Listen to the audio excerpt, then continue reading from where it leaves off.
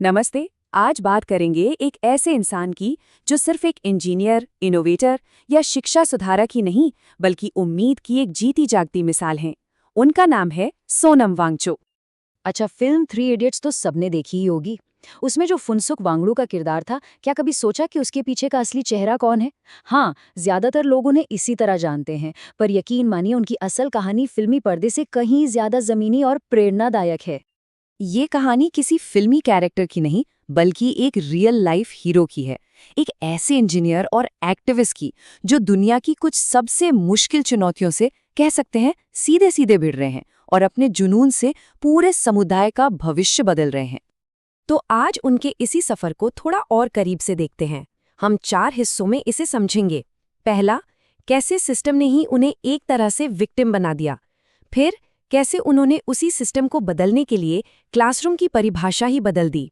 तीसरा, कैसे उन्होंने नेचर से दोस्ती करके कमाल के इनोवेशन किए। और आखिर में वो आज लद्दाख की एक बुलंद आवाज कैसे बने हुए हैं। तो चलिए कहानी शुरू करते हैं। सोनम वांगचुक की क्रांति की शुरुआत पता है कहाँ से हुई? किसी क्लासरूम के अंदर से नहीं बल्कि उसके बाहर से। उनकी कहानी की जड़ें उन शुरुआती एक्सपीरियंसेस में हैं जिन्होंने उनके पूरे जीवन के मिशन की नींव रखी। देखिए, सोनम वांगचुक लद्दाख के एक बहुत ही दूर दराज गांव में पले बढ़े। उनकी पहली टीचर कोई और नहीं बल्कि उनकी माँ थी। 9 साल की उम्र में जब उन्हें पहली बार स्कूल भेजा गया तो वो एक ऐसी दुनिया में पहुंच गए जहां की भाषा तक उन्हें नहीं आती थी। जाहिर है, फॉर्मल एजुकेशन से उनका ये पहला सामना बहुत बहुत मुश्किल था। आप बस कल्पना कीजिए, एक ऐसी जगह जहां कोई आपकी बात नहीं समझ रहा, आपकी भाषा नहीं समझ रहा और लोग आपके चुप रहने को ये समझ रहे हैं कि आप में दिमाग ही नहीं है। यही दर्दनाक एक्सपीरियंस आगे चलकर उनके काम की सबसे बड़ी वजह बना। इसी ने उन्हें उस सिस्टम को बदलने पर मजबूर कर दिया जो उन्हें ही फेल मान रहा था। और यहीं से कहानी पलटती है। उन्होंने अपने इस मुश्किल पास्ट को अपनी कमजोरी नहीं बल्कि अपनी सबसे बड़ी ताकत बना लिया। जिन प्रॉब्लम्स ने उन्हें तोड़ने की कोशिश की, उन्होंने उन्हीं का हल निकालना शुरू कर दिया।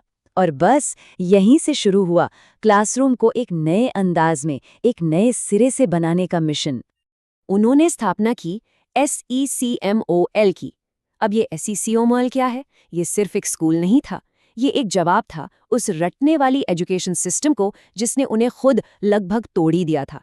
इसका एक ही मकसद था, उन स्टूडेंट्स को एक और मौका देना जिन्हें सिस्टम ने फेल का ठप्पा लगाकर बाहर कर दिया था। और सेकमोल का तरीका, वो किसी भी नॉर्मल स्कूल जैसा बिल्कुल नहीं है। यहाँ रट्टा मारने पर नहीं बल्कि प्रैक्टिकल प्रॉब्लम सॉल्विंग पर फोकस किया जाता है। सोचिए, पूरा का पूरा कैंपस सोलर एनर्जी पर चलता है। यहाँ स्टूडेंट्स असल दुनिया के प्रोजेक्ट्स पर काम करके सीखते हैं, मतलब लर्निंग बाय डूइंग, बिल्कुल वैसे ही जैसे असल जिंदगी सिखाती है। ठीक है, तो एजुकेशन में तो उन्होंने क्रांति ला दी, लेकिन वो यही नहीं रुके। इसके बाद वांगचुक ने अपना ध्यान एक बहुत बड़ी एनवायरमेंटल प्रॉब्लम पर लगाया। अब हम बात करेंगे उनके एक ऐसे इनोवेशन की जिसने सच में पूरी दुनिया का ध्यान अपनी ओर खींचा।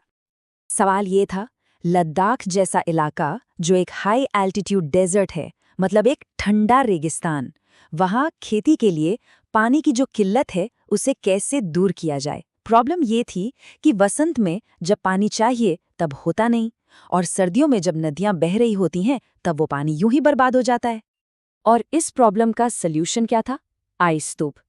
आइडिया सुनने में जितना सिंपल है उतना ही शानदार भी। सर्दियों में जो पानी बेकार बह रहा है उसे जमा करके एक आर्टिफिशियल ग्लेशियर बना दो, एक बर्फ का पहाड़ जो ठीक तब पिघलेगा जब वसंत में किसानों को उसकी सबसे ज्यादा जरूरत होगी। अच्छा, अब ये काम कैसे करता है, ये भी बड़ा दिलचस्प है। देखिए, सर्दियों में नदी के पानी को पाइप से एक ऊंचाई पर ले जाया जाता है, फिर उसे कड़ाके की ठंड में एक फव्वारे की तरह स्प्रे किया जाता है। अब क्योंकि टेम्परेचर 0 से भी बहुत नीचे होता है तो ये पानी हवा में ही जम जाता है और नीचे गिरते गिरते एक कोन या एक स्तूप की शक्ल ले लेता है।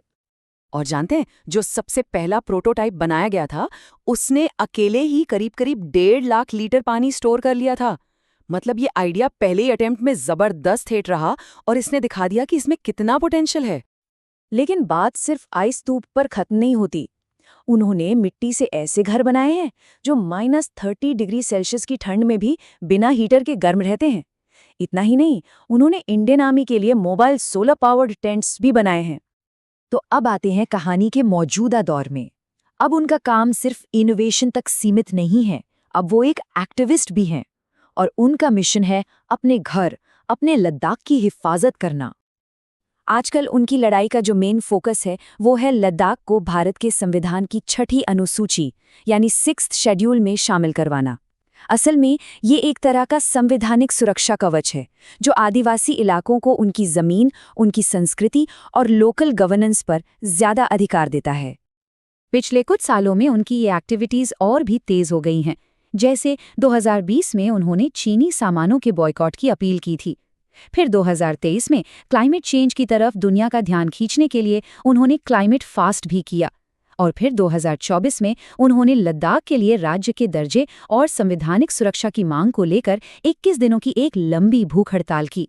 ये दिखाता है कि उनकी लड़ाई आज भी जारी है।